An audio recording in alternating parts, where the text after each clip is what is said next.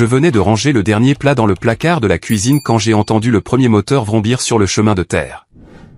J'ai regardé par la fenêtre et j'ai vu un SUV argenté soulever de la poussière, suivi d'une file de voitures si longue qu'elle contournait le virage près des pins. Je n'avais même pas eu le temps de m'asseoir ni de boire une gorgée d'eau. 2 heures. C'est tout ce qu'il a fallu. 2 heures entre l'achat de cette cabane et le moment où je suis redevenu leur hôtesse non payée. Maya m'avait appelé comme elle le faisait toujours. Sans émotion, sans laisser d'espace pour répondre, juste d'une voix froide et cassante, « Nous arrivons. 30 personnes. Prépare les chambres. Prépare la nourriture. » Et maintenant, ils étaient là. Les portières de voiture ont claqué. Des voix ont résonné à travers les arbres. Un garçon d'environ 10 ans a couru sur les marches du porche et a poussé la porte d'entrée avant que je ne puisse l'atteindre. Derrière lui, 2 femmes portaient des sacs fourre-tout et des tapis de yoga. Un homme a jeté une glacière à bière sur mon plancher en bois comme s'il s'agissait d'un camping. Une femme a regardé autour d'elle et a demandé où étaient les serviettes. Une autre a ouvert le réfrigérateur, a froncé les sourcils et s'est plainte du manque de lait d'avoine. C'était comme si je n'avais jamais quitté ce sous-sol. Je me tenais près du comptoir de la cuisine, les mains encore humides d'avoir déballé le dernier carton d'assiettes, et je les regardais s'approprier ma maison. Ils n'ont pas frappé. Ils ne m'ont pas regardé dans les yeux. Ils ne m'ont pas félicité. Ils ne m'ont même pas dit bonjour. Ils se sont éparpillés à l'étage, au rez-de-chaussée, dans le garde-manger, dans les chambres. Une fille en sweat à capuche rose s'est affalée face contre terre sur mon canapé avec ses chaussures boueuses aux pieds.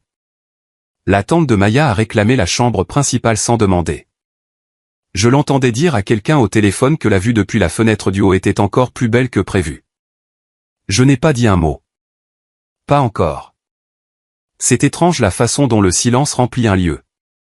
Je n'avais passé que 2 nuits dans cette cabane, mais je me souvenais à quel point elle était calme avant l'invasion, le doux murmure du vent à travers les aiguilles de pin, le tic-tac lent de la vieille horloge murale que j'avais apportée de la ville, l'odeur du bois frais. Le léger grincement du porche à chaque pas. Tout cela avait disparu maintenant. Un des cousins de Maya a allumé de la musique sur une enceinte portable et a poussé le volume à fond. Trevor, mon fils, est entré 1 minute plus tard avec Emily à ses côtés. Elle m'a souri doucement, le regard incertain, mais Trevor a évité mon regard. Il a déposé un sac près de l'escalier et m'a fait un rapide signe de tête, comme si j'étais une réceptionniste derrière un bureau. J'ai compté 33 personnes. Pas 30. 33. Maya s'était trompée dans les calculs. Ou peut-être qu'elle s'en fichait tout simplement. J'ai pris une inspiration et me suis dirigé vers la porte d'entrée, mais avant que je ne puisse l'atteindre, Maya a bloqué le couloir avec un sourire confiant sur le visage, seulement 2 semaines, Lorraine. Sois flexible. Sa main a touché mon épaule comme une tape sur la tête. Je l'ai regardé, puis je l'ai dépassé pour aller au salon qui sentait désormais le vin renversé et le parfum bon marché. Flexible ? J'avais été flexible quand ils m'avaient demandé de m'installer dans le sous-sol. J'avais été flexible quand ils avaient dit que c'était temporaire. J'avais été flexible pendant 6 ans alors que je préparais les déjeuners scolaires, nettoyais leurs toilettes, pliais leur linge et dormais dans une pièce sans fenêtre. Ce n'était pas de la flexibilité. C'était du vol. Et j'avais enfin atteint ma limite. Je me suis détourné de Maya, je suis entré dans la chambre d'amis qui devait être la mienne, et j'ai fermé la porte. Je ne l'ai pas claquée. Je n'ai pas pleuré. J'ai ouvert le tiroir de la table de chevet, j'ai sorti mon carnet jaune et j'ai commencé à écrire. J'ai écrit le nombre de personnes. J'ai listé qui avait pris quelle chambre. J'ai noté le niveau sonore. J'ai listé qui était entré avec des chaussures boueuses, qui avait renversé du vin, qui avait laissé la porte de la salle de bain grande ouverte. Chaque action, chaque offense, chaque détail, parce que cette fois, je n'allais pas rester silencieuse. Si vous m'écoutez encore et que vous avez déjà eu l'impression que votre famille avait oublié qui vous étiez, j'espère que vous resterez avec moi. Je ne raconte pas cette histoire pour me plaindre. Je la raconte parce que quelque chose s'est passé dans cette cabane qui a tout changé. Et cette fois, j'étais prête. Prête à me battre. Prête à reconquérir et surtout, prête à mettre fin au silence. Je me suis réveillé le lendemain matin avant que le soleil ne touche la cime des pins. La cabane était calme pour une fois, mais ce n'était pas de la paix. C'était le genre de silence qui s'installe après qu'une tempête est passée et a tout ravagé. Je me suis assise dans mon lit dans la plus petite pièce de la maison, celle que j'avais réclamée avant que les gens de Maya ne puissent s'en emparer. Le matelas était mince et la fenêtre s'ouvrait à peine, mais c'était à moi. J'ai balancé mes jambes sur le côté, je me suis levé et j'ai étiré mon cou. Mon corps était fatigué, mais mon esprit était vif. J'avais déjà pris la décision la nuit précédente.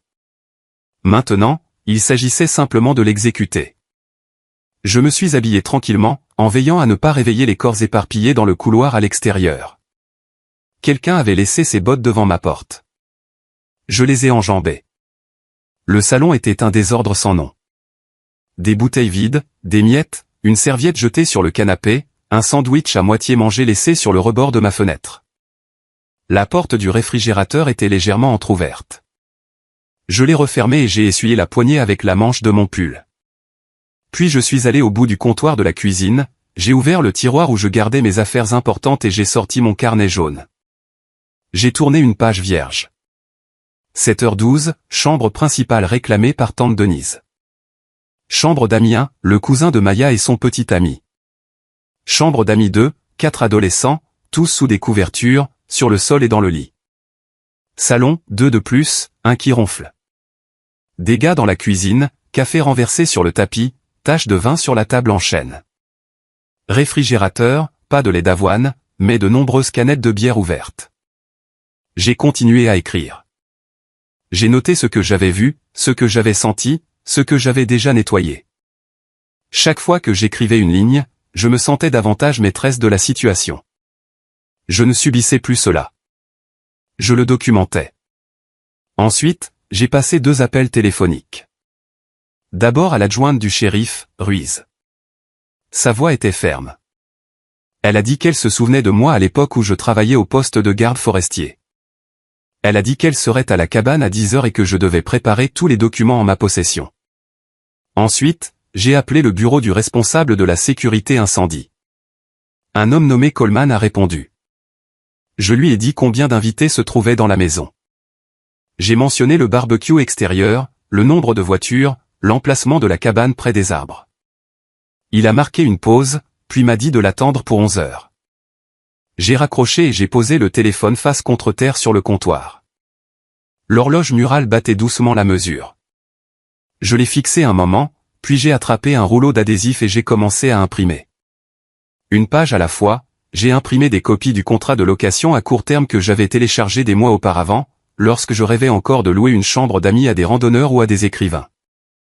Il comportait 3 sections simples, tarifs par nuit, responsabilité des dommages, et règles de la maison. J'ai ajusté le montant. J'ai imprimé 33 copies. Après cela, j'ai fabriqué des panneaux, zone privée, accès autorisé uniquement, contrat location à court terme requis au-delà DECE. J'ai scotché les panneaux sur les portes et les murs. J'ai posé les contrats sur la table à manger, un pour chaque place. J'ai placé un stylo à côté de chaque exemplaire. Puis je me suis assise sur ma chaise au bout de la table et j'ai attendu. La première personne à se réveiller fut une des adolescentes. Elle est entrée dans la cuisine d'un pas trébuchant, m'a vue assise là et m'a fait un demi-sourire endormi avant de prendre une tasse. Puis elle a regardé la table et s'est arrêtée. « C'est quoi tout ça ?» a-t-elle demandé, mais je n'ai pas répondu. D'autres personnes sont arrivées au compte-gouttes. Un cousin, puis un autre. Maya est descendue en dernier, les cheveux en chignon, tenant son téléphone d'une main et une barre de céréales de l'autre. Elle a vu les panneaux. Puis elle m'a vu. Puis elle a vu la pile de contrats sur la table. « C'est quoi ce cirque ?» a-t-elle demandé. Je suis restée silencieuse. Trevor est apparu derrière elle, clignant des yeux comme s'il venait de réaliser où il se trouvait. Il a regardé Maya, puis moi, puis les panneaux, ses épaules tendues. Ruiz est arrivé à 10h pile. Elle a frappé à la porte, mais celle-ci était déjà ouverte. Elle est entrée, m'a fait un signe de tête et a jeté un coup d'œil autour d'elle. Puis elle a sorti son carnet de notes. À 11h, le responsable de la sécurité incendie est entré dans l'allée. Il portait des lunettes de soleil et avait un air sévère. Il est entré, a jeté un regard sur la pièce et a dit qu'il avait besoin de voir le permis de la fosse septique. Je lui ai tendu la copie plastifiée que j'avais sous la main. Il a fait le calcul, a vérifié le nombre de salles de bain et m'a regardé. Capacité dépassée, a-t-il déclaré. Maya a commencé à argumenter, mais Ruiz a levé la main. Elle m'a demandé si j'avais un relevé du nombre de personnes dormant sur place. J'ai ouvert mon carnet et le lui ai tendu. Elle a feuilleté les pages lentement. Puis elle s'est tournée vers Maya. Cette maison a des limites légales d'occupation, a-t-elle dit. Et en ce moment, vous les dépassez. C'est alors que la première fissure est apparue sur le visage de Maya. Un léger tic près de sa bouche, une lueur de panique derrière ses yeux. Je me suis levé, je suis allé au bout de la table et j'ai tapoté sur les contrats. Voici les conditions, ai-je dit. Quiconque veut rester doit signer. Maya a regardé autour d'elle, s'attendant à que quelqu'un rie. Personne ne l'a fait. Trevor a remué, mal à l'aise. Emily est apparue dans le couloir, observant la scène à distance, les yeux grands ouverts. Personne n'a rien dit. Pas encore. La pièce s'est remplie lentement, une personne après l'autre, entrant dans la cuisine comme si de rien n'était. Comme s'il n'y avait pas de contrats étalés sur la table à manger. Comme s'il n'y avait pas de panneaux juridiques scotchés aux portes. Je me suis assise en bout de table, mon carnet jaune fermé devant moi, les mains croisées. Je n'ai pas parlé. J'ai attendu. Maya est entrée en dernier, tenant toujours son téléphone dans sa main gauche. Elle a de nouveau jeté un coup d'œil au panneau, puis à moi. Ensuite, elle a ramassé l'un des contrats. Ses yeux ont parcouru la page. Les coins de sa bouche se sont légèrement courbés comme si elle allait rire. Elle n'a pas ri. Au lieu de cela, elle s'est appuyée contre le dossier d'une chaise et a regardé les autres. La plupart d'entre eux tenaient désormais un exemplaire du contrat. Quelques-uns chuchotaient, confus, regardant vers le responsable de la sécurité incendie et l'adjointe Ruiz, qui se tenaient tous deux tranquillement dans le coin. Maya a haussé le ton, mais pas trop. Elle a qualifié cela de ridicule, a dit que ce n'était que de la famille, juste un week-end, que je faisais toute une scène pour rien. Elle m'a regardé droit dans les yeux et m'a dit que j'avais besoin de me détendre. Puis elle s'est tournée vers son cousin, l'un des plus bruyants, et a dit que je devais avoir perdu la tête à force de vivre seul dans les bois. Personne n'a ri. Je me suis levé. Mes mains ne tremblaient pas. Je me suis dirigé vers l'îlot de cuisine et j'ai récupéré la petite télécommande noire qui contrôlait les caméras de la maison. J'ai cliqué une fois. L'écran fixé au mur s'est allumé. Une vidéo a commencé à défiler. C'était un enregistrement datant de 2 jours plus tôt. La voix de Maya, claire et nette, donnant des instructions, amenez autant de monde que vous voulez. Ma belle-mère vient d'acheter une cabane dans les bois. Elle croit que c'est à elle. On va débarquer comme pour une fête surprise. Elle ne dira pas non. Elle ne dit jamais non. L'audio était parfait. Je l'avais téléchargé la nuit précédente et l'avais coupé pour n'en garder que 20 secondes. C'était tout ce dont j'avais besoin. La pièce est devenue silencieuse. Trevor est passé d'un pied sur l'autre.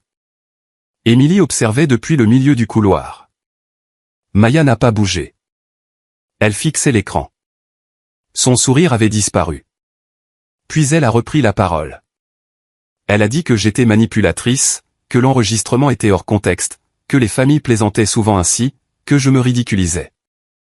J'ai repris la télécommande et j'ai éteint l'écran. Puis j'ai posé la télécommande à côté du carnet et je me suis avancé au centre de la pièce. C'est ma maison, et à partir d'aujourd'hui, elle sera traitée comme telle. L'adjointe Ruiz s'est raclé la gorge. Elle s'est avancée et a rappelé à tout le monde que le responsable de la sécurité incendie avait déjà émis un avertissement concernant les limites de la fosse septique, qu'ils étaient actuellement en infraction et que si la situation n'était pas corrigée, des amendes seraient infligées. Coleman a hoché la tête.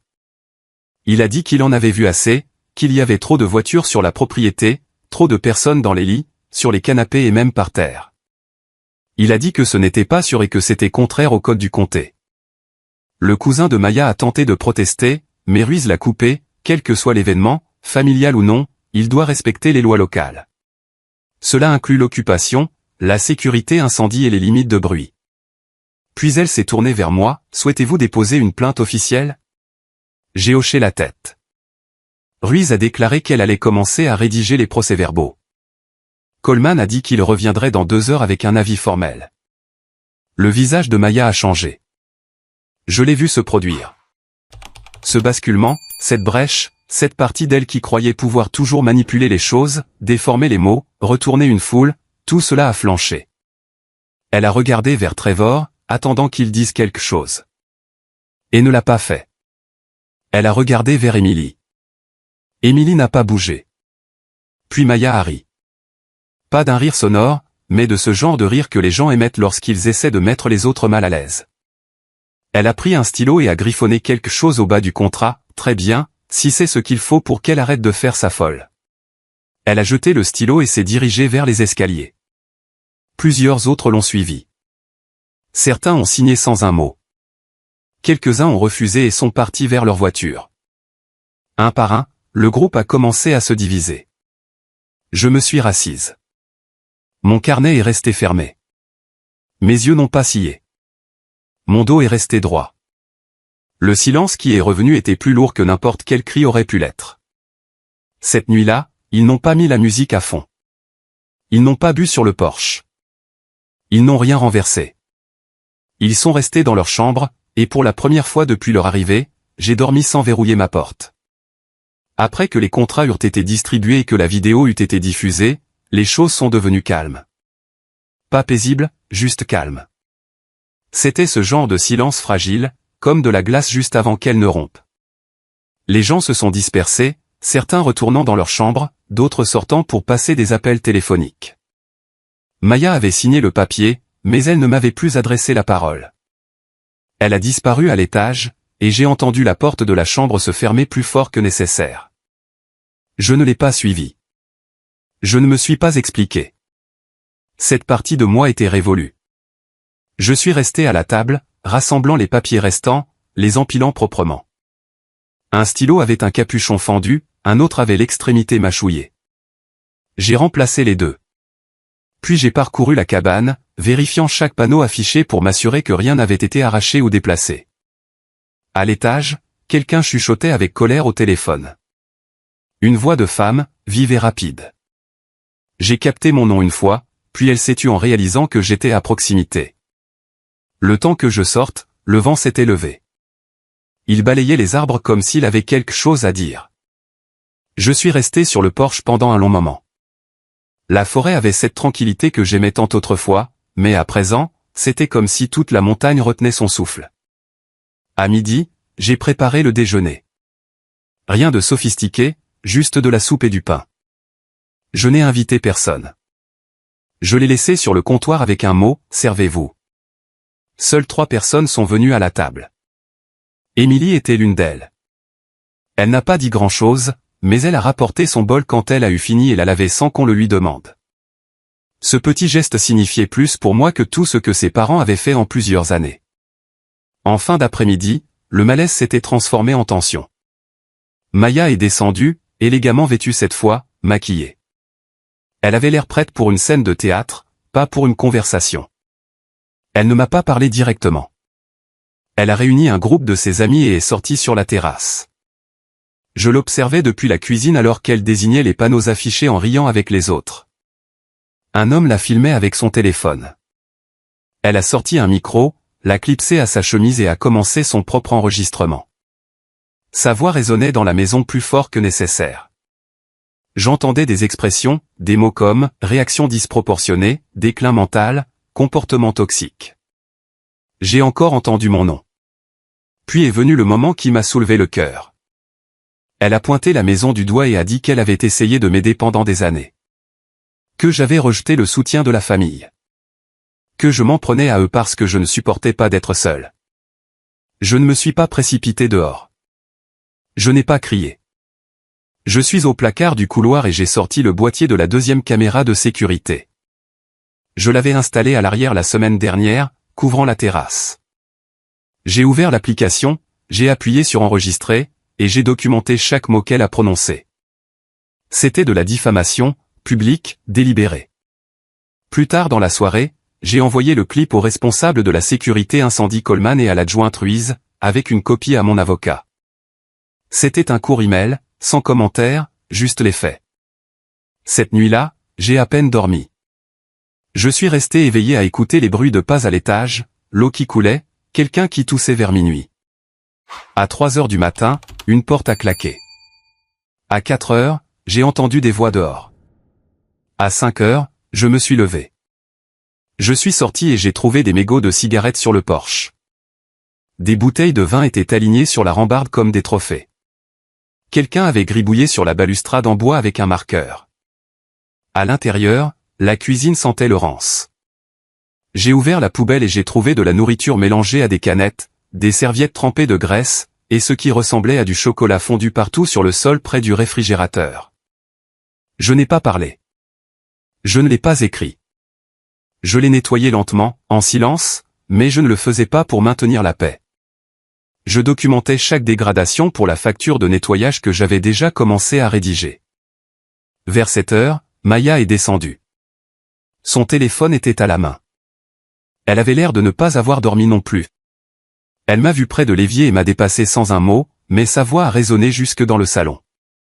Elle disait à quelqu'un au téléphone que je perdais la tête, que j'avais appelé la police contre ma propre famille, que je me comportais comme une vieille femme aigrie désespérée de garder le contrôle. Je ne me suis pas retourné.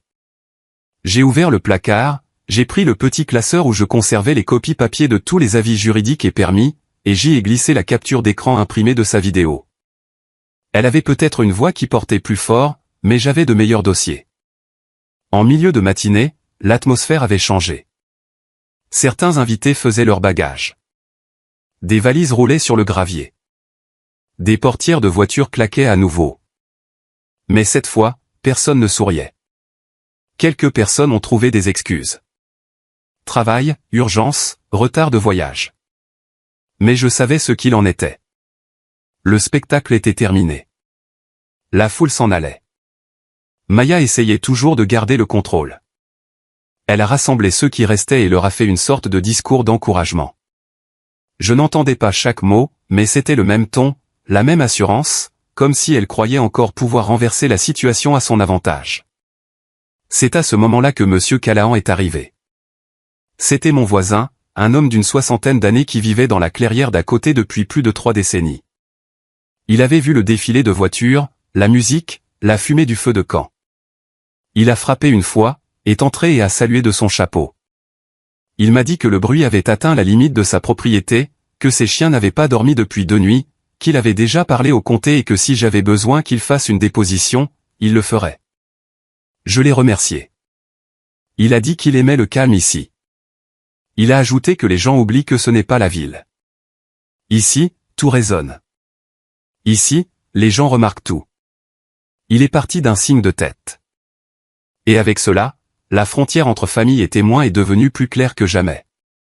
Je me suis tenu sur le porche après son départ, regardant les invités de Maya disparaître derrière la lisière des arbres.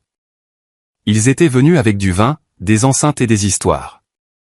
À présent, ils repartaient avec des excuses, et Maya, debout seule sur la terrasse, tenait toujours son téléphone, faisant toujours semblant. Mais sa voix commençait à se fêler. En fin de matinée, l'air dans la cabane semblait épais, comme si quelque chose d'invisible s'était installé dans chaque coin. La tension s'accrochait au mur. Même le bruit des pas sur le parquet semblait plus feutré, comme si tout le monde à l'intérieur avait réalisé que les règles avaient changé. Personne n'a mis de musique à fond ce jour-là. Personne n'a ri bruyamment. La plupart sont restés dans leur coin. Mais ce n'était pas de la paix. C'était de la pression. Je me savais à la table à manger, le carnet jaune devant moi à nouveau, les pages déjà remplies. J'ai tourné sur une feuille blanche et j'ai écrit la date en haut. Puis j'ai noté l'heure, 10h43. Quelques voitures supplémentaires étaient parties juste après le lever du soleil. J'ai noté les plaques d'immatriculation, compté les sacs, et même consigné les déchets laissés derrière eux. Je n'étais pas obsédé. Je me préparais. À 11h pile, un pick-up blanc est entré dans l'allée. Le responsable de la sécurité incendie Coleman est descendu, presse-papier à la main, les yeux balayant la propriété. Il affichait la même expression que lors de sa première visite. Professionnel, détaché, concentré. Derrière lui est arrivé un second véhicule, celui du service d'application du code du comté. Je ne les avais pas rappelés, mais apparemment, les nouvelles vont vite dans ce genre de ville. Coleman n'a pas frappé. Il a marché droit vers le porche, a fait un signe de tête poli et a parlé assez fort pour que quiconque se trouve à proximité puisse l'entendre. Il a déclaré qu'une inspection officielle était en cours, motivée par des préoccupations antérieures concernant la capacité d'accueil, la surcharge de la fosse septique et des événements de groupe non réglementés sur un terrain résidentiel privé. C'est à ce moment-là que Trevor s'est enfin avancé. Il est sorti du côté de la maison où il parlait au téléphone, le visage blême. Il a dit aux responsables que ce n'était qu'une réunion de famille. Il a dit que ce n'était pas une location. Il a dit que personne ne payait pour être là, que tout cela était un malentendu. Coleman a écouté, mais n'a pas hoché la tête. Il a demandé à voir à nouveau le permis de la fosse septique, que je lui ai remis. Puis il a sorti une carte imprimée et a commencé à comparer les estimations de fréquentation à la capacité du système. Il a clairement indiqué que le nombre approuvé était de 8, peut-être 10 pour de courts séjours, pas 30, ni 43, ce qui était ce qu'il estimait avoir séjourné la nuit sur 2 jours. L'adjointe Ruiz est arrivée quelques minutes plus tard en uniforme. Elle est descendue de sa voiture de patrouille, sa tablette à la main. Elle m'a salué d'un signe de tête, puis s'est tournée vers Coleman et a commencé à prendre des notes pendant qu'il parlait. Trevor a tenté à nouveau de s'expliquer, mais sa voix a perdu de sa force. Il a regardé vers la terrasse, s'attendant peut-être à ce que Maya sorte et prenne les choses en main. Elle ne l'a pas fait. Au lieu de cela, elle se tenait derrière les rideaux du salon à observer. Je pouvais voir son ombre figée sur place. Ruiz m'a demandé si je souhaitais déposer des plaintes officielles concernant la violation de propriété, les infractions à la sécurité et le mauvais usage des biens. J'ai dit oui. Elle a ouvert un formulaire numérique et a lu les catégories à haute voix, occupation illégale, dommages matériels, surutilisation de la fosse septique, bruit excessif, danger d'incendie. Chaque terme résonnait comme une sentence nette. Lorsque Ruiz a eu fini, elle s'est tournée vers Trevor. Elle lui a demandé s'il était le locataire légal. Il a dit non. Elle lui a demandé s'il avait le droit d'organiser de grands rassemblements. Il a dit non. Puis elle m'a regardé à nouveau et m'a demandé si j'étais prête à faire respecter les limites de la propriété. J'ai dit que j'avais déjà commencé. Pendant ce temps, un groupe d'amis de Maya, 4 d'entre eux, s'est éclipsé par la porte arrière avec des sacs de sport. Ils n'ont pas dit au revoir. L'un d'eux a renversé un pot de fleurs en sortant. Ils ne se sont pas arrêtés pour le ramasser. J'ai écrit cela aussi. Le responsable de la sécurité incendie a commencé à consigner les signes visibles de dégradation sur le terrain, traces de pneus profondes dans le chemin de gravier, résidus de cendres près du foyer malgré l'interdiction de feu en vigueur, déchets accumulés sous la terrasse. Lorsqu'il a inspecté la cuisine et vu les bouteilles de vin et les récipients ouverts, il s'est arrêté, a regardé autour de lui et a écrit quelque chose sur le formulaire. Il n'a pas dit quoi. Il n'en avait pas besoin. Trevor se tenait à l'écart, les bras croisés. Je n'arrivais pas à lire son visage. Il n'a pas essayé d'arrêter quoi que ce soit, mais il n'a pas aidé non plus. C'était la même passivité silencieuse que j'avais vue pendant des années, le même silence quand Maya m'interrompait, le même regard vide quand j'évoquais à quel point il faisait froid dans le sous-sol. J'avais l'habitude de considérer ce silence comme de la neutralité. Je le voyais différemment maintenant. Je le voyais comme une approbation par l'absence. Maya est enfin sortie. Elle était calme au début, digne. Elle est descendue les marches, son téléphone dans une main, ses lunettes de soleil dans l'autre. Elle a souri légèrement, comme si rien de tout cela n'était sérieux.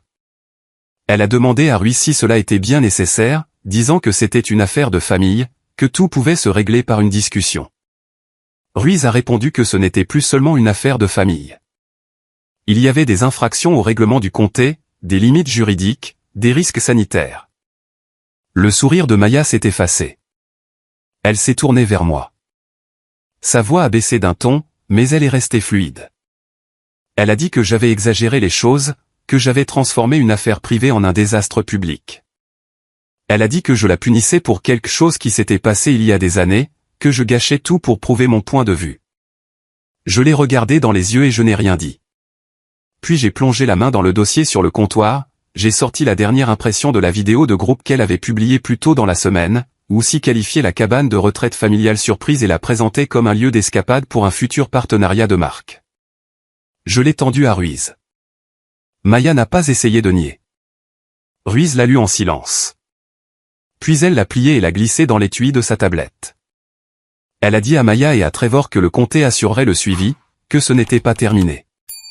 Le responsable a donné ses dernières notes. Il a dit qu'il rédigerait un rapport formel, que des amendes étaient probables, et que des inspections de suivi auraient lieu. Puis il s'est tourné vers moi et m'a demandé si j'avais autre chose à ajouter. J'ai dit non. Il a incliné la tête, m'a tendu une copie des conclusions préliminaires et est parti. Ruiz l'a suivi. Le Porsche est redevenu tranquille. Pendant un instant, personne n'a bougé. Puis Maya m'a dépassé et est retournée à l'intérieur. Sans un mot. Trevor est resté en arrière une seconde de plus. Il m'a regardé.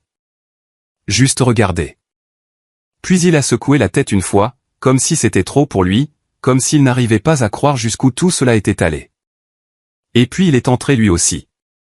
Je suis resté dehors. J'ai regardé l'allée alors que les véhicules du comté s'éloignaient, et j'ai expiré pour ce qui semblait être la première fois depuis des jours.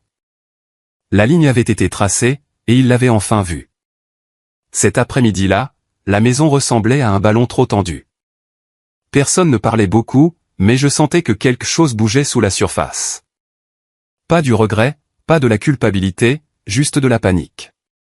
Sourde et palpitante, comme un second battement de cœur. Maya est restée à l'étage la plupart du temps, mais j'entendais le murmure de sa voix à travers les cloisons minces. Elle passait des appels. Sa voix baissait lorsqu'elle prononçait certains noms, et se durcissait lorsqu'elle parlait de risques juridiques. Toutes les quelques minutes, je saisissais un mot qui rendait ses intentions claires, image de marque, réputation, narration. Je me déplaçais lentement dans la cabane, prenant des photos. Je n'avais pas besoin de plus de preuves pour le compter, mais je les voulais pour mes propres dossiers, une tache de vin sur le tapis du couloir, une charnière cassée sur le meuble de la salle de bain, mon nom gravé légèrement sur le dessus de la table basse avec une clé ou une pièce de monnaie. J'ai envoyé les photos dans un dossier de mon stockage en ligne clairement étiqueté « Dégâts cabane ». Vers 14 heures, Maya est apparue. Sa posture avait changé. Elle marchait plus vite, l'expression figée, digne. Elle n'était plus la même personne qui avait souri avec arrogance devant les contrats 2 jours auparavant. Cette version d'elle était toujours fière, mais plus fragile, forcée. Elle s'est assise sur le canapé et a ouvert son ordinateur portable. Trevor l'a rejointe après quelques minutes, se tenant derrière l'écran comme s'il ne savait pas s'il devait s'asseoir ou partir. Emily se tenait à proximité, tenant son carnet de croquis, mais sans dessiner. Puis Maya a commencé à enregistrer.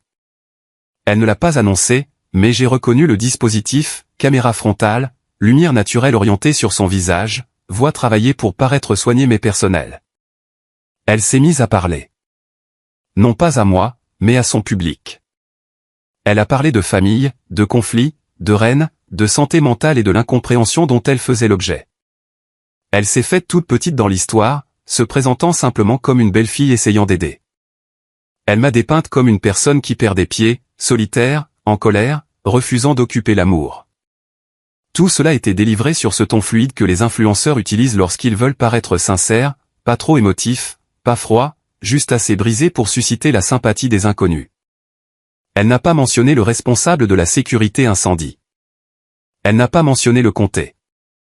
Elle n'a pas mentionné qu'elle avait enfreint de multiples règles ou que ses invités étaient partis sans dire au revoir. Je l'ai laissé finir.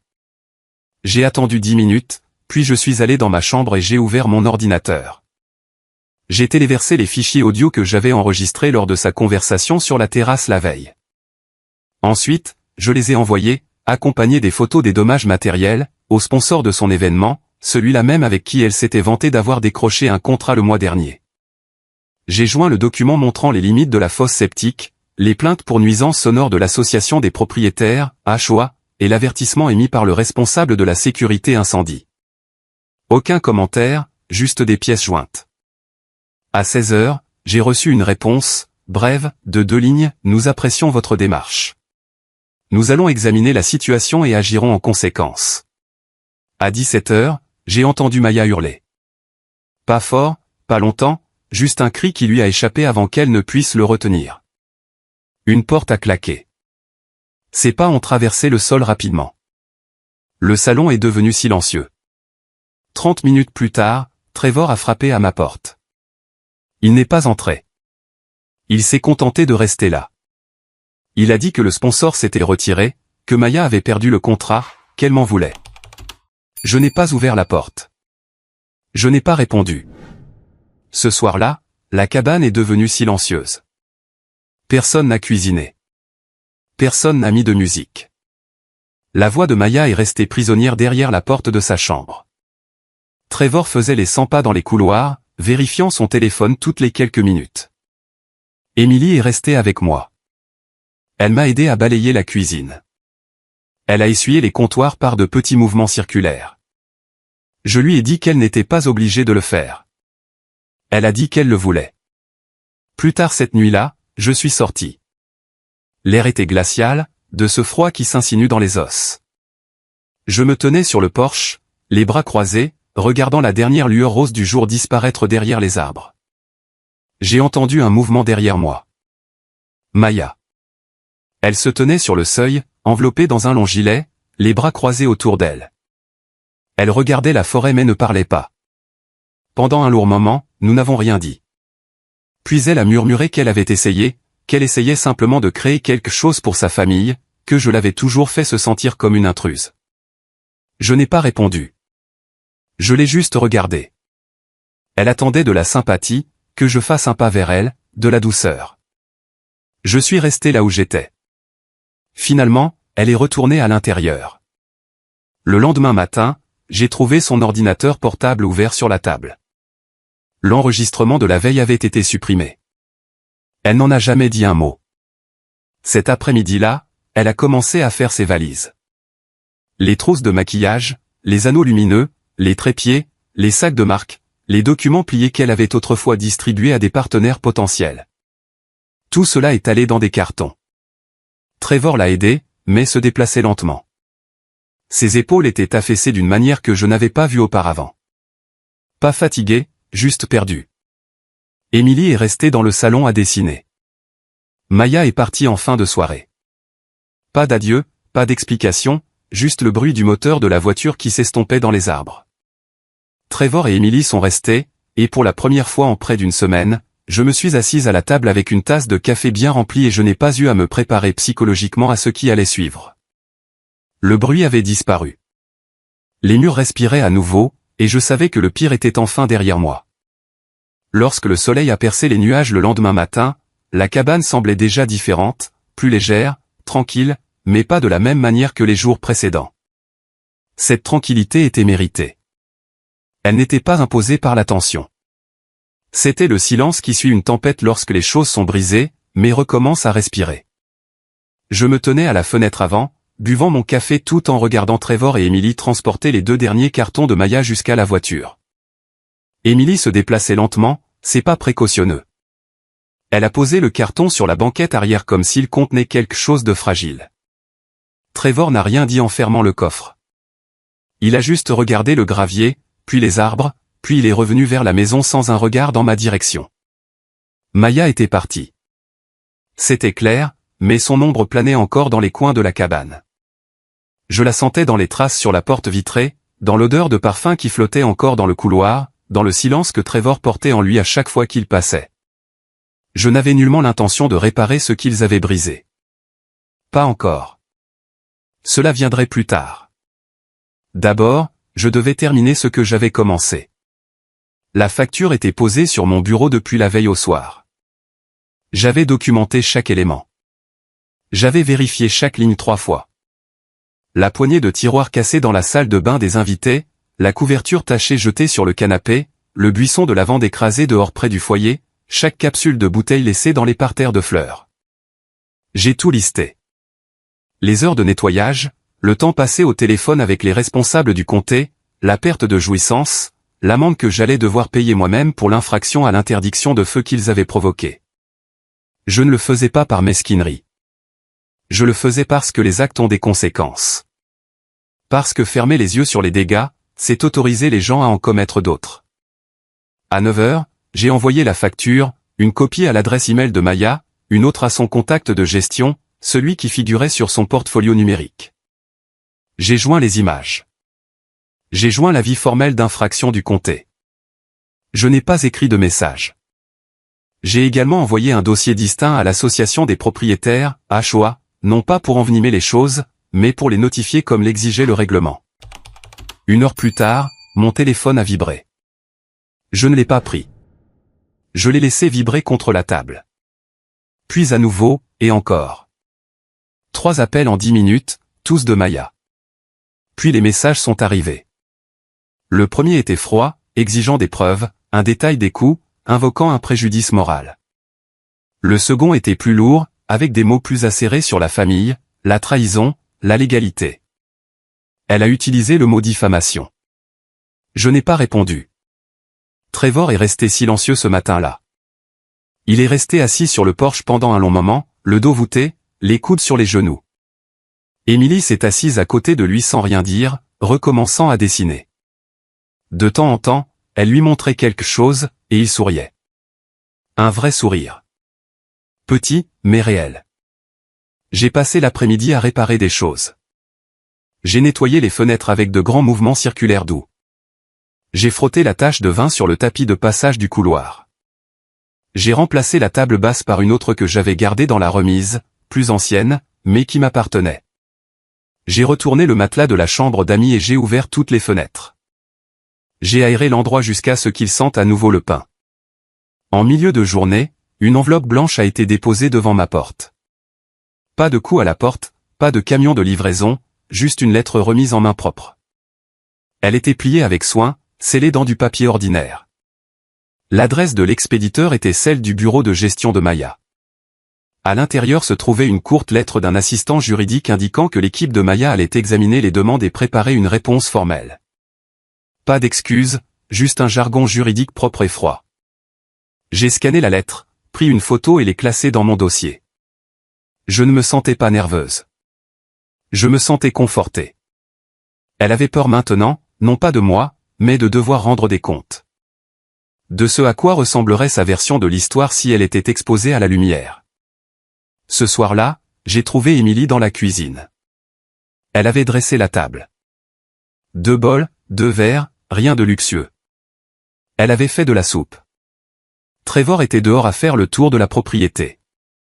Il faisait cela souvent maintenant. Il tournait autour de la clairière, jamais loin, mais toujours en mouvement. Émilie m'a tendu une cuillère. Ses doigts étaient tachés d'encre et ses yeux évitaient les miens. Nous sommes restés assises en silence pendant un long moment. Puis elle a dit doucement qu'elle se plaisait ici, qu'elle ne voulait pas encore partir. J'ai hoché la tête. Elle n'avait pas besoin de ma permission, mais je la lui ai donnée de toute façon. Plus tard cette nuit-là, Trevor est entré. Il s'est tenu sur le seuil de la cuisine, son chapeau à la main. Il avait l'air fatigué, pas seulement physiquement, mais jusqu'au fond de lui-même. Il a dit « merci ». Pas pour quelque chose de précis, il l'a juste dit. Puis il s'est assis avec nous. C'était le premier repas que nous partagions en 6 ans. Le lendemain matin, j'ai envoyé un dernier email.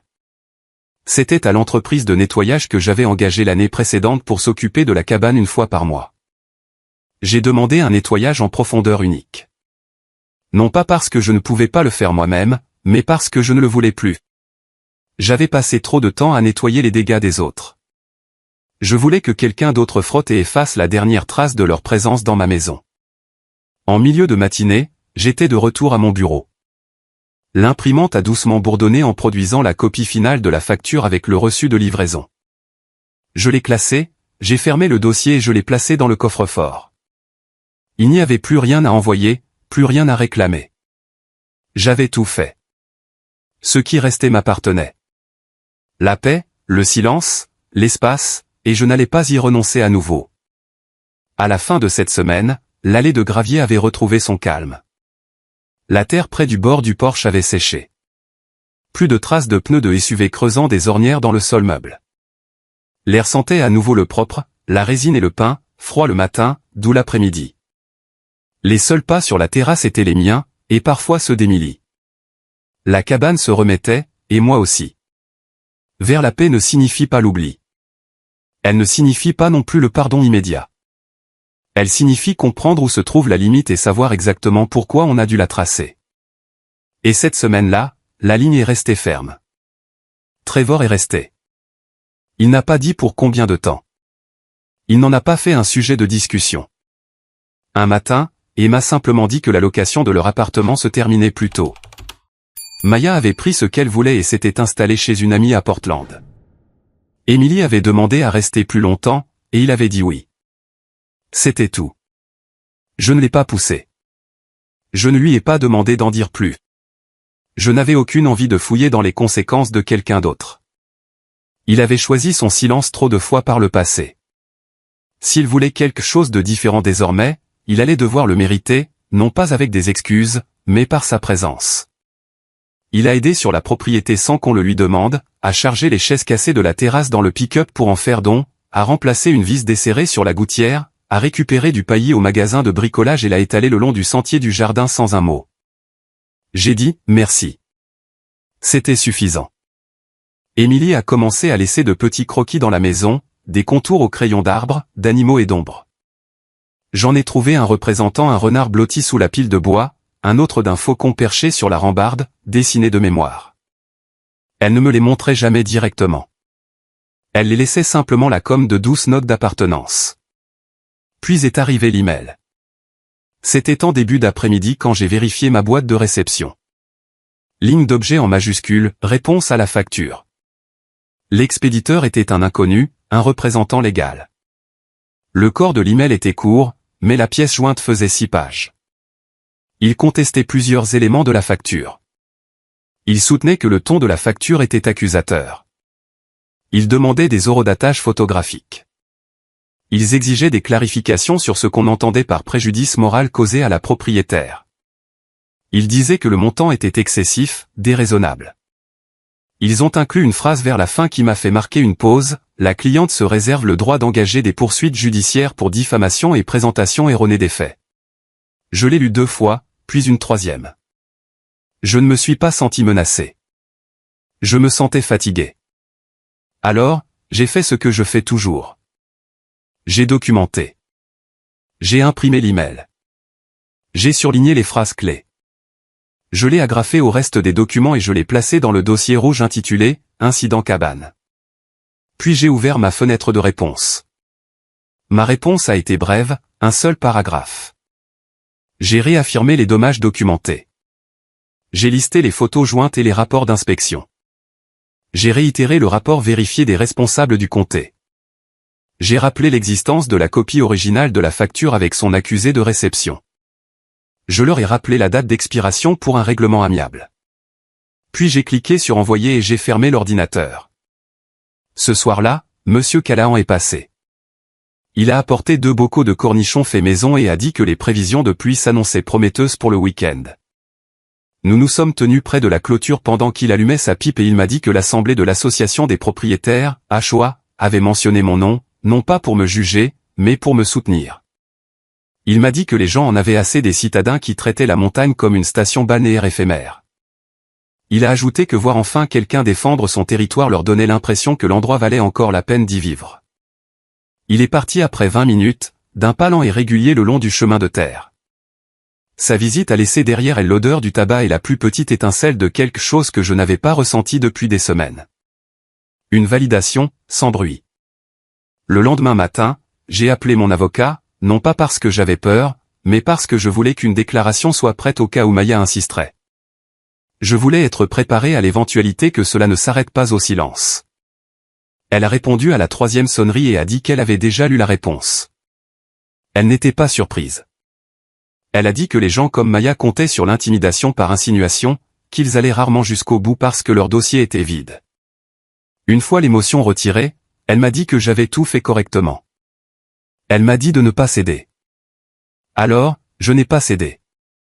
J'ai commencé à compiler un dossier de clôture. Je l'ai étiqueté « Final ». J'y ai inclus des photos de la maison après le départ des invités, des captures d'écran de SMS, une transcription imprimée de la vidéo de la terrasse, des factures, des contrats signés, des rapports du comté. J'ai tout sauvegardé 2 fois. Le vendredi après-midi, j'ai parcouru la maison d'un regard neuf. Elle ressemblait à nouveau à la mienne. Les rayures sur le parquet étaient recouvertes de tapis. Les portes des placards avaient été huilées. La légère odeur de parfum s'était enfin évaporée de la chambre d'amis. Trevor m'a demandé si Emily et lui pouvaient m'aider pour le dîner ce soir-là. J'ai dit oui.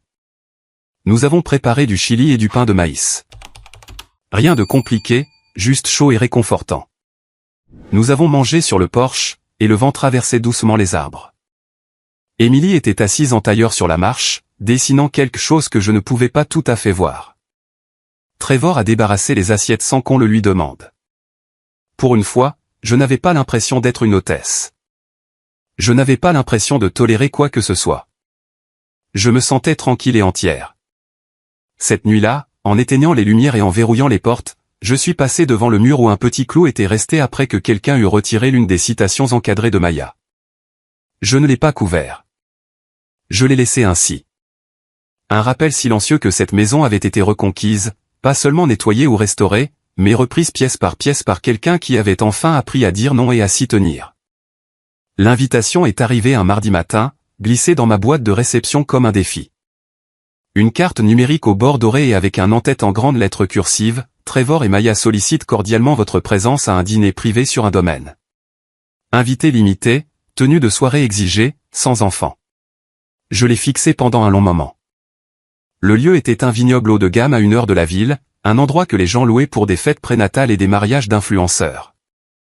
Cela ressemblait plus à un décor qu'à un véritable lieu de vie. Mais ce qui a attiré mon attention n'était pas le domaine. C'était la liste des invités. J'ai reconnu des noms, des investisseurs, des journalistes, 2 agents immobiliers et une femme qui animait un podcast sur les femmes aux revenus élevés qui reprenaient le contrôle de leur vie. Ce dernier nom m'a fait sourire. Maya ne manquait jamais une occasion de se faire passer pour la visionnaire incomprise. J'ai fermé l'invitation sans répondre. Cet après-midi-là, Trevor a appelé. Il a dit que ce dîner était important. Il a dit qu'il s'agissait de reconstruire la confiance et de redorer leur image publique. Il a dit que la liste des invités était déjà finalisée et que cela signifierait beaucoup si je venais. Je l'ai laissé parler. Lorsqu'il s'est arrêté, j'ai dit seulement ceci, je serai là, mais j'arriverai à mes propres conditions. Et j'ai raccroché. Le vendredi soir est arrivé avec ce genre de lumière dorée qui pousse les gens à croire aux secondes chances. Le vignoble était situé sur une falaise dominant de vastes rangées de vignes de Cabernet, dont les feuilles commençaient à prendre la douce couleur rouille du début de l'automne. Un quatuor à cordes jouait près de la terrasse. Des nappes blanches flottaient sous les lanternes. Chaque détail respirait la perfection étudiée. Je me suis garé plus bas, bien à l'écart de la vallée. Je ne portais pas de tenue de soirée. Je portais ce que je portais toujours, un jean sombre, un chemisier en lin et des bottes qui avaient marché dans la boue plus d'une fois. Quand je suis monté sur la terrasse, quelques têtes se sont tournées. Une femme a souri, puis a chuchoté quelque chose à l'homme à côté d'elle.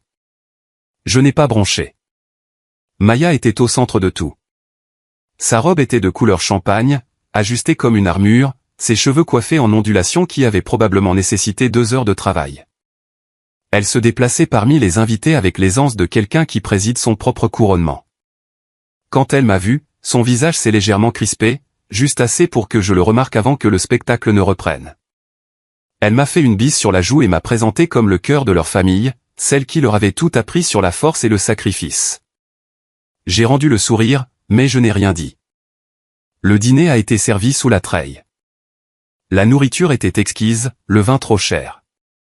Trevor était assis en face de moi, son sourire neutre, sa posture trop étudiée. Emily n'était pas là. Maya avait dit quelque chose de vague à propos d'une soirée pyjama. Puis est venu le moment où Maya s'est levée, a tapoté son verre et a remercié tout le monde d'être venu. Elle a parlé de l'héritage, de la vision, de la façon dont les obstacles les avaient façonnés pour devenir des partenaires plus forts. Elle a mentionné la cabane au passage, une leçon sur les limites, un moment qui leur avait appris à prioriser les relations. Elle s'est tournée vers moi, puis a tendu la main, « Nous sommes honorés », a-t-elle dit, d'avoir la bénédiction et les conseils de la femme qui a élevé cet homme, qui s'est tenu à nos côtés même lorsque nous ne le méritions pas. Les applaudissements ont été légers, mesurés. Je me suis levé lentement, j'ai souri et j'ai plongé la main dans mon sac. J'ai sorti une pile d'enveloppes de couleur crème, chacune scellée, chacune adressée. J'ai tendu la première à Maya, la seconde à Trevor. J'ai posé le reste une par une devant chaque invité. Le silence s'est enroulé autour de la table comme du plastique. J'ai doucement raclé ma gorge et j'ai pris la parole. Ce que vous tenez est une lettre d'intention et des documents de l'évaluateur du comté. Ils décrivent l'intégralité des dommages subis par la propriété, y compris les estimations de main-d'œuvre. Les infractions au règlement de la propriété et le préjudice moral évalué par un professionnel agréé. J'ai vu le sourire de Maya s'effondrer. J'ai continué, de plus, vous y trouverez des copies de ma correspondance avec mon conseil juridique et l'association des propriétaires. Sont également incluses des déclarations de témoins, des preuves photographiques et des dossiers du comté confirmant que vos invités n'étaient ni enregistrés ni autorisés pour ce week-end. La bouche de Maya s'est légèrement ouverte, mais aucun son n'est sorti. Les mains de Trevor se sont crispées sur l'enveloppe. Et enfin, ai-je dit, il s'agit d'une demande formelle de restitution. Tout défaut de réponse dans les 5 jours ouvrables entraînera des poursuites par les voies appropriées. J'ai regardé autour de moi. Pour être clair, il ne s'agit pas d'une vengeance. C'est une page qui se tourne. Ce dîner était votre dernière scène. À présent, le projecteur est sur moi. J'ai repris mon sac et je suis parti. Les répercussions n'ont pas tardé. Le lundi matin, mon avocate m'a appelé, disant qu'elle avait reçu 2 messages vocaux, un email et un pli par coursier de l'équipe de Maya. Il voulait une réunion privée, une discussion, une réévaluation de la situation. Le mercredi, l'animatrice du podcast avait retiré l'épisode faisant la promotion de la marque de Maya axée sur la famille. L'un des investisseurs s'est retiré publiquement, invoquant des inquiétudes quant à l'éthique et à la responsabilité civile. Le jeudi, l'association des propriétaires, HOA, a envoyé un email collectif à tous les propriétaires, citant mon cas comme précédent. De nouvelles règles concernant la limite du nombre d'invités, le comportement sur la propriété et les protocoles de nettoyage après événement ont été instaurés. Maya et Trevor ont été mentionnés sans être nommés, mais de manière indubitable. Mais ce qui m'a le plus marqué, c'est le vendredi. Un coursier est arrivé à ma cabane avec un colis, sans adresse d'expédition. À l'intérieur se trouvait une petite boîte en velours et un mot écrit à la main. Il disait, « Tu as gagné. Nous comprenons maintenant. Nous faisons marche arrière. Fais ce que tu as à faire. » Pas de signature, juste cela. J'ai posé la boîte sur l'étagère. Je ne l'ai pas ouverte. Certaines choses gagnent à rester enveloppées dans le silence, et certaines victoires n'ont pas besoin de défiler. Juste une nuit complète de sommeil et le son de votre propre respiration régulière dans votre poitrine. J'ai enfin expiré, et pour la première fois depuis longtemps, la cabane a semblé m'appartenir à nouveau. Pas seulement la structure, mais l'air, le sol, le rythme des arbres. Et dans cette tranquillité, j'ai souri. Le matin suivant le dîner semblait plus calme que d'habitude, mais pas d'une manière paisible. C'était ce genre de calme trop net, comme une table dressée avant la tempête. J'ai préparé du café, je l'ai versé dans ma tasse préférée et je suis sorti sur le porche de ma cabane. Le ciel présentait une brume pâle et l'air était immobile. J'ai observé les arbres un instant, m'attendant presque à voir quelque chose bouger, se briser, se déplacer. Mais rien ne s'est produit. Au lieu de cela, mon téléphone a vibré. C'était un court message de mon avocate, « Appelle-moi quand tu seras prête. » C'est à propos des comptes bancaires.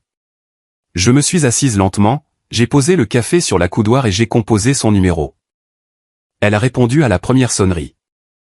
Son ton était net, professionnel, mais je sentais quelque chose sous sa voix. Une tension qui n'était pas là auparavant.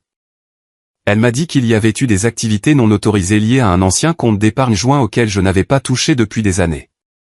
Un compte auquel Trevor avait accès pendant les années où il gérait une partie de mes finances avant que je ne reprenne mes esprits et ne rapatrie tout sous mon seul nom. Elle a dit que la banque avait signalé plusieurs transferts, de petits montants conçus pour échapper au seuil de détection habituel, mais qu'en l'espace de 18 mois, ils avaient détourné plus de 30 000 $. Et lorsque la banque a entamé une enquête discrète, le nom de Maya est également apparu. Elle avait été enregistrée comme bénéficiaire sur ce compte sans mon consentement. Je n'ai pas parlé pendant un long moment, j'ai juste respiré. Elle m'a demandé si je voulais déposer une plainte officielle pour fraude.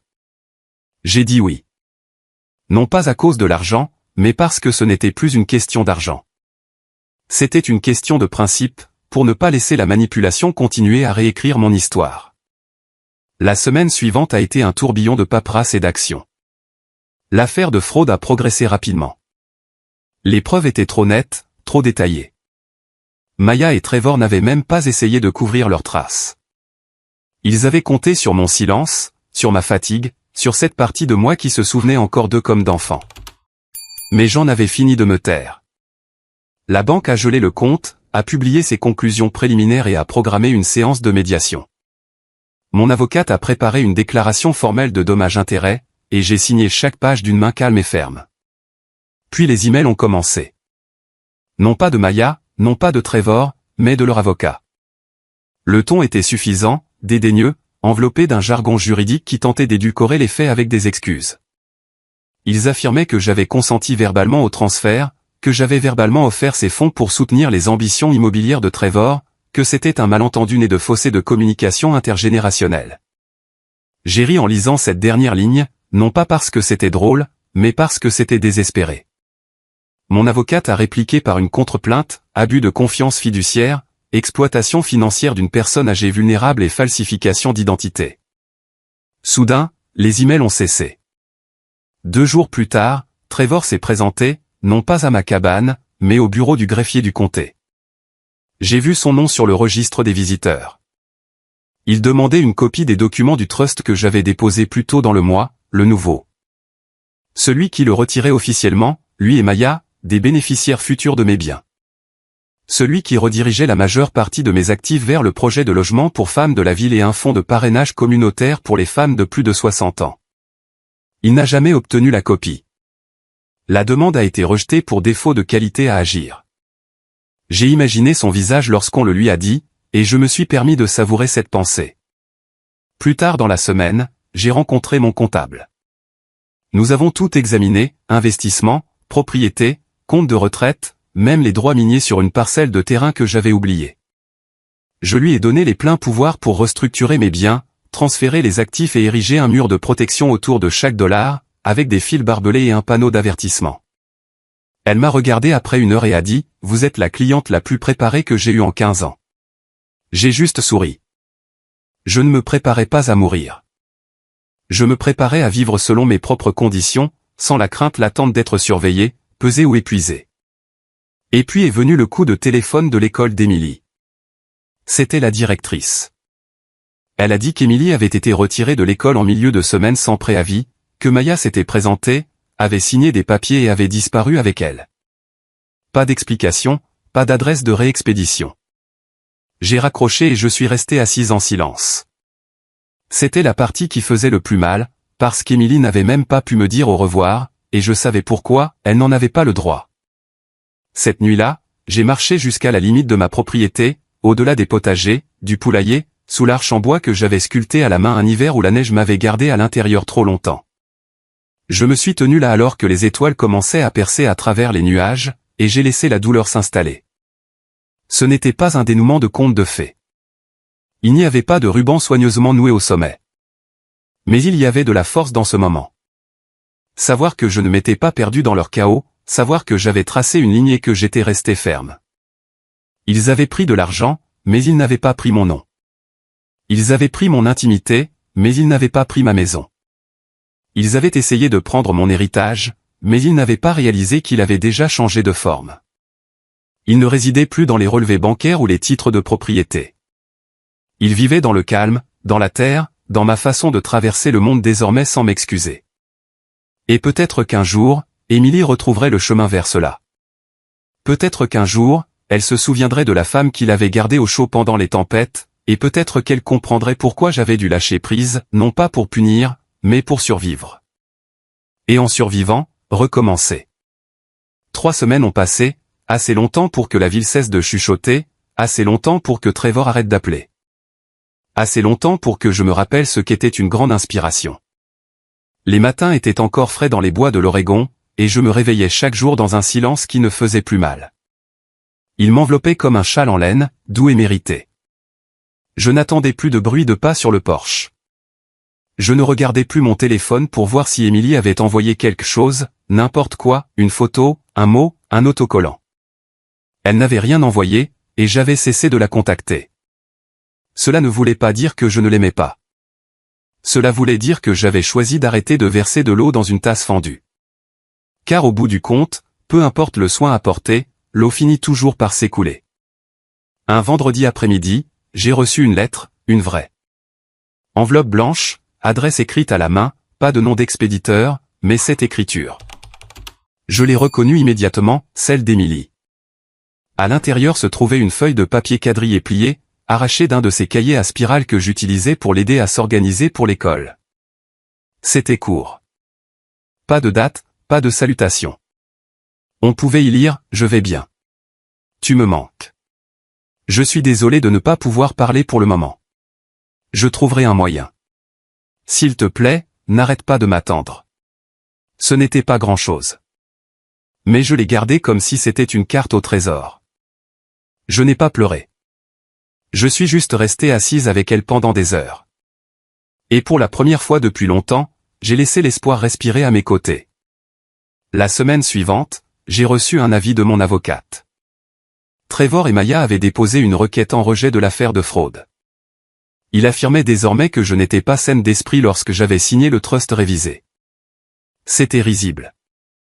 Ils ont même soumis une note de médecin, un médecin qui ne m'avait jamais rencontré une seule fois, un diagnostic sur papier. Mon avocate a souri en me l'annonçant. Elle a dit, c'est ce que font les gens lorsqu'ils n'ont plus de défense. Ils jettent de la boue en espérant qu'elle colle. Mais j'avais déjà nettoyé mes murs. Nous avons déposé notre réponse le lendemain, accompagnée de lettres de mes médecins, de mon comptable, de mon notaire et de 2 voisins qui avaient été témoins de ma clarté d'esprit et de mon indépendance. Et puis, nous avons déposé une dernière chose, une assignation pour obtenir les relevés financiers personnels de Maya au cours des 2 dernières années. Je n'avais pas besoin de deviner ce que nous allions y trouver. Le matin de l'audience de médiation, je me suis habillé d'un pantalon bleu marine, d'un chemisier crème et des mêmes bottes que je portais le jour où j'étais parti de chez Trevor. J'ai conduit moi-même. Pas d'assistant, pas d'escorte, pas de fioriture, juste moi. La réunion s'est tenue dans un espace de bureau neutre, de grandes cloisons vitrées, une large table de conférence, 2 avocats de chaque côté, un médiateur assis au centre parfait. Maya est arrivée avant Trevor. Son visage était tight, sa mâchoire serrée, ses mouvements rigides. Elle ne m'a pas regardé une seule fois. Trevor est entré 5 minutes plus tard. Il semblait plus petit, non pas physiquement, mais simplement moins sûr de lui. Et c'est toute l'attention que je leur ai accordée, car les documents ont fait le reste. Pendant 1 heure, mon avocate a passé en revue ligne par ligne, transfert par transfert, signature par signature. Le médiateur écoutait, hochait la tête, demandait des éclaircissements. Quand est venu le tour de l'avocat de Trevor de s'exprimer, et a à peine élevé la voix.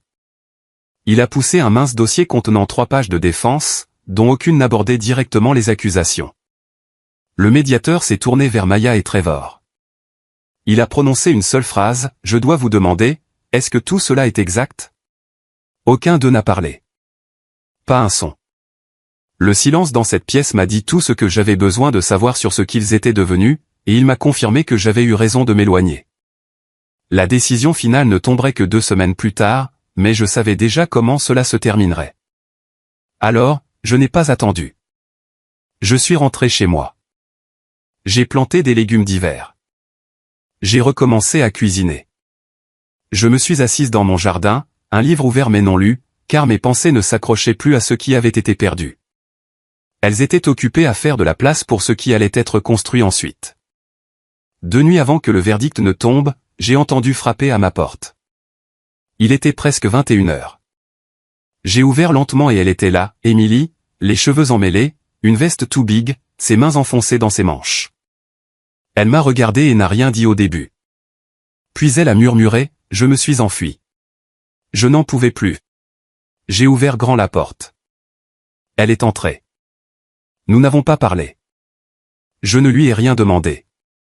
Je l'ai simplement serrée dans mes bras et elle ne m'a pas lâché. Plus tard, autour d'un thé, elle m'a raconté la vérité, comment Maya lui avait hurlé dessus pour avoir posé des questions sur la lettre, comment Trevor ne lui parlait pas à moins que ce ne soit pour ses notes, les caméras installées dans sa chambre, prétendument pour sa sécurité. L'argent qu'il lui avait promis pour l'avenir, à la seule condition qu'elle se taise. Je suis resté assise à l'écouter et je ne l'ai pas interrompue. Quand elle a eu fini, elle m'a demandé doucement, « Est-ce que je peux rester avec toi ?»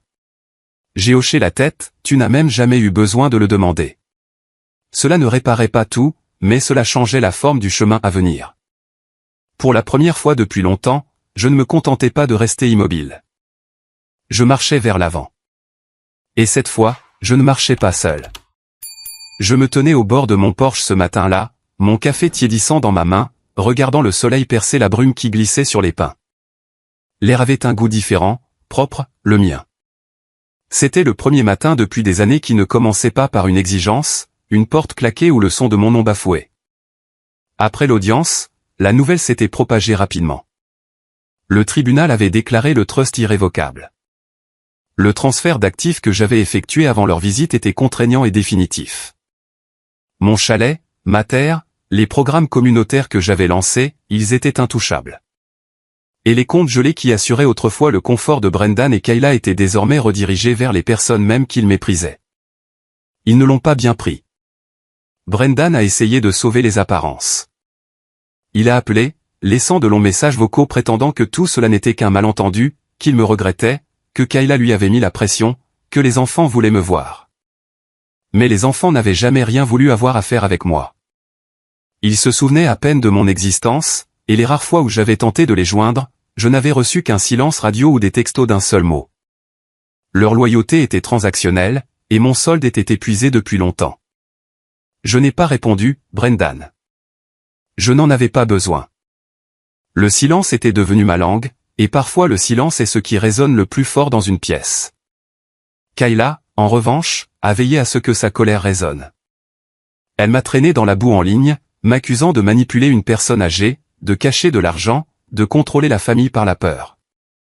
Mais personne n'y a cru. Pas après que sa fraude a été révélée au grand jour. Pas après que le rapport de l'enquêteur a exposé comment elle avait poussé Brendan à déposer des documents de procuration auxquels je n'avais jamais consenti. Pas après qu'ils ont vu les vidéos des caméras de la cabane, celles que j'avais installées discrètement juste après mon emménagement. Elle a disparu après cela. Leur luxueuse maison a été mise en vente. Leurs voitures ont disparu de l'allée. J'ai entendu dire par des bruits de couloir que Brendan postulait à nouveau pour des emplois, de vrais emplois, pas de ceux qui viennent avec un bureau privé et aucune responsabilité, mais des emplois où l'on pointe et où l'on gagne chaque dollar. Cela ressemblait à une symétrie poétique. Le fils qui m'avait dit un jour que j'étais trop vieille, trop inutile, désormais contraint de tout reconstruire à partir de zéro. La belle-fille qui hurlait que je n'avais rien, désormais dépouillée du pouvoir qu'elle croyait garanti par l'argent. Mais la vengeance n'était pas le but. Ce n'était pas ce que cela représentait pour moi. J'ai commencé à aller plus souvent en ville. Les gens me faisaient des signes désormais. Certains s'arrêtaient pour bavarder. J'ai aidé la bibliothécaire à mettre en place un cercle de lecture pour les femmes de plus de 60 ans. J'ai signé l'acte pour l'association à but non lucratif qui utiliserait le terrain derrière ma cabane pour construire de petites maisons pour les femmes âgées laissées pour compte. Des femmes comme moi. Et puis un jour, Martina est revenue. Elle a garé le même pick-up bleu dans mon allée et s'est appuyée contre le capot, les bras croisés, un regard chaleureux et tranquille sur le visage. Je n'avais pas besoin de lui demander pourquoi elle venait. Elle m'a tendu une enveloppe Kraft. À l'intérieur se trouvait une photo, une jeune femme, des larmes dans les yeux, tenant un trousseau de clés. Elle avait été l'une des premières candidates acceptées dans le programme de logement. Une survivante, une mère, une femme qui dormait dans sa voiture depuis près d'1 an. Elle avait un chez-soi maintenant, un endroit pour recommencer. J'ai fixé la photo jusqu'à ce que le soleil descende sous la cime des arbres. C'était cela. C'était l'héritage que j'avais attendu toute une vie de créer. Non pas ce que je laissais derrière moi, mais ce que je mettais en marche. Non pas la famille dans laquelle j'étais né, mais la famille que j'avais choisi de bâtir. Non pas la cabane vers laquelle je m'étais enfui, mais la vie que j'avais construite à l'intérieur. Pour une fois, je ne me sentais pas comme le fardeau de quelqu'un, le marchepied de quelqu'un, la mère oubliée de quelqu'un. J'étais juste moi, libre et enfin chez moi. Si l'on vous a déjà fait sentir que votre valeur dépend de ce que vous donnez et non de ce que vous êtes, j'espère que cette histoire vous aura touché. Qu'auriez-vous fait à ma place? Seriez-vous resté silencieux ou auriez-vous défendu votre territoire? Vos pensées comptent pour moi. Partagez votre propre parcours dans les commentaires, car parfois ce sont nos histoires qui rappellent aux autres qu'ils ne sont pas seuls. Merci de m'avoir écouté.